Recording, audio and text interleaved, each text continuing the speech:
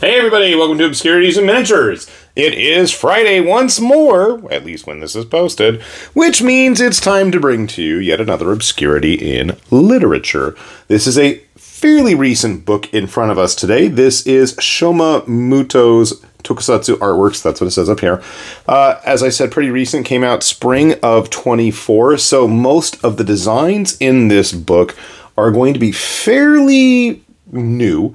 I can't recall seeing any of them really in a lot of the other design artwork books that I own, of which if you go through this channel, and someday I'm going to make some playlist organization to all of the various books, and I know I've been on a bit of an art book binge, but that's what I really enjoy, and I firmly believe it all boils back to the looking through monster manuals and RPG books from when I was a kid. I wholly believe that.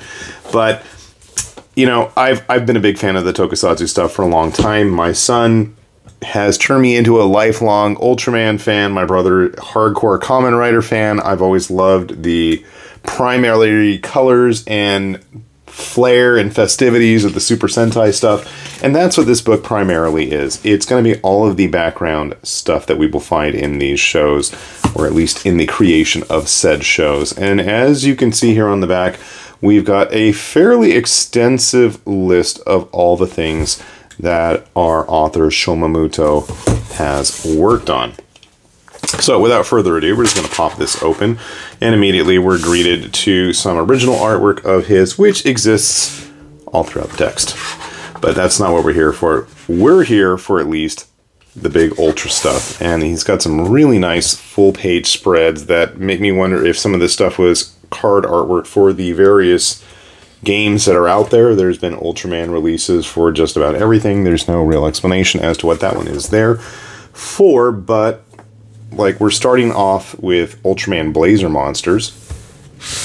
Blazer, I believe, is supposed to be getting a DVD release relatively soon-ish with English translations, if I remember my Ultraman correctly. Blazer was the one, I think, that was always yelling like a, I don't know what, wild animal.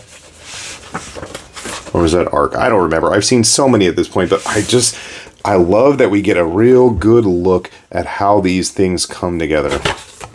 Maybe it was Trigger, I don't remember. But again, some really, really rough background designs, which is kind of cool to see. You don't see a lot of this that often with these types of books. Usually we get a lot of the finished pieces. This is still even pretty rough. I mean, obviously that's a lot more finished and polished, but just the extensiveness of what goes into the designs of these things. And I know my son has picked up a couple volumes of the magazine Uchusen, I believe. I'm pretty sure it was either Uchusen or Figaro. Japanese magazines that usually delve into a lot of this background stuff with these monsters and how the suits, costumes, and designs work.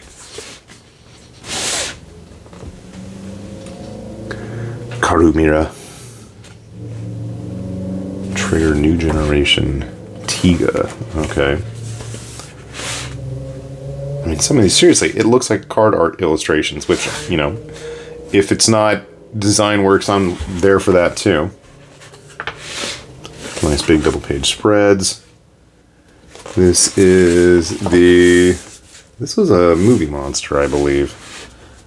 That goes suddenly sideways into its various combination forms again. Getting a nice breakdown of how everything works. Background artwork, always cool to see, especially when it comes to Ultraman stuff in the Country of Light.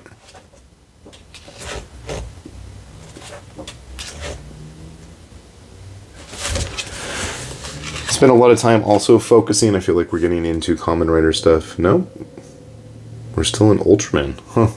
I don't even know what some of this is. I might have to ask for some background knowledge from more knowledgeable children than me. Now I feel like we're getting into Kamen Rider stuff.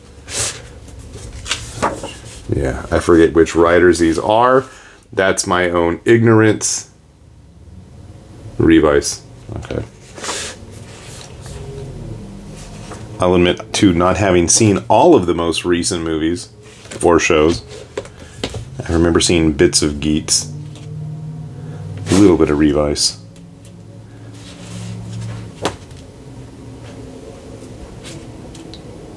The fantasy stuff, I have no idea what this is. I'm assuming it's still Kamen Rider related. I don't even know. That's from 01. Kind of cool we have some nice line art illustrations as well. King Oger. King Oger had some cool designs.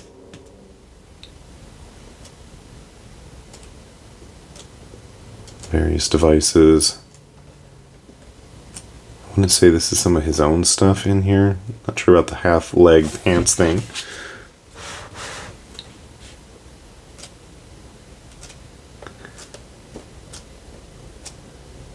Jumping around, storyboards for his own character Tokusatsu stuff in here.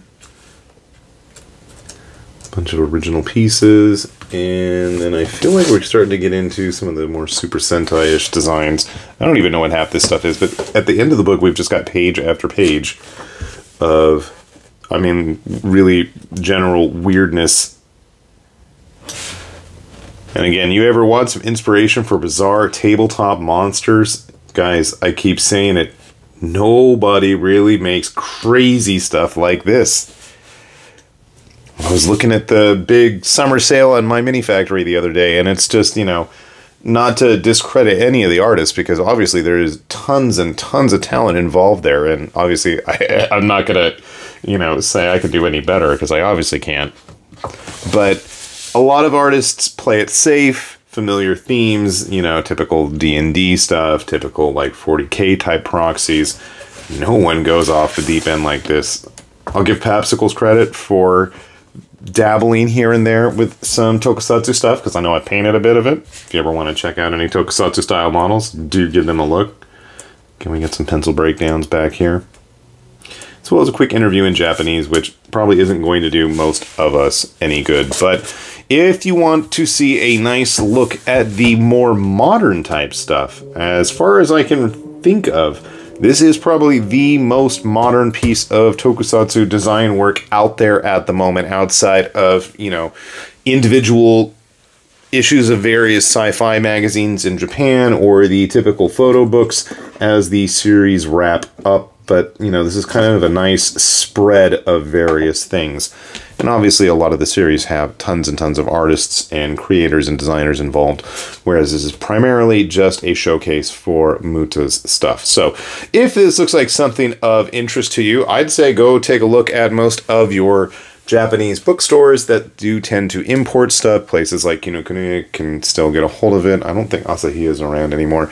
If you want to try gambling with Tsurugaya, I know they have been going crazy stupid with their free shipping sales that they keep instituting. I don't think they have one going right this minute, because it probably just ended. But there's a good chance, if you regularly check back on their site, the tsurugaya.com, not .jp, because that's going to get you the Japanese one. But everything does ship from their Japanese warehouses. They were doing free shipping. I mean, and I kid you not, free shipping means free shipping. And I was averaging out the price of some of the stuff, and they probably lost hundreds of dollars on shipping just to me alone. So take of that what you will. And I mean, I didn't break the bank or anything picking up books. But it was funny that I did see this on there. And I know that sometimes when they do those free shipping deals, they do tend to jack up the price by a few hundred yen. So I want to say, like, I saw this book on there for maybe 2,400 yen used, and I think it has like a 3,000 yen cover price. Yeah. And I think they jacked it back up to 3,000 or something when they, like, turned on the free shipping. So it's something to look into, especially if you live somewhere, you know, that's not easily accessible to Japanese books, especially, you know, obviously if you're in the EU, if you're in the US, if you're in Asia, you probably have a little bit better options than the rest of us. But yeah, fun stuff to be had here. So with that said then, this has been High Lord Tamberlane with Obscurities and Miniatures, saying thanks for watching, and we will see you back here soon. Bye-bye.